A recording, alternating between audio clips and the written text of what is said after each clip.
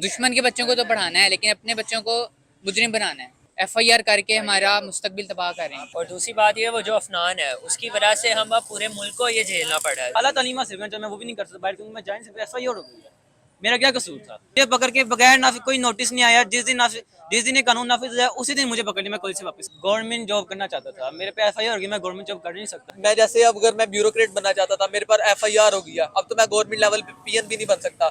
जो मेरे वालिदैन का ख्वाब था कि मैं बाहर जाकर पढूं, अब वो भी सारा चकनाचूर हो गया। अब हम करें तो करें क्या? कानून के पीछे कोई साजिश थी, ऊपर बैठे में हुकामे वाला ये नहीं चाहते कि ये मीडियोकर बच्चे ऊपर आए। वो ये नहीं चाहते कि ये बच्चे DIG IG या ब्यूरोक्रेट या किसी ऐसे लेवल पे पहुंचे। स्टूडेंट के खिलाफ डायरेक्ट FIR दी जा रही हैं, स्टूडेंट को बेर बकरियों की तरह, मतलब जैसे शिकार किया जा रहा है उनका, जैसे हम बहुत बड़े मुजरिम हैं, हमने बहुत कोई बड़ा गुनाह कर दिया हुआ है। एक बच्चे ने क्या नाम लेते हैं गलती की है, उसका जी सारा जो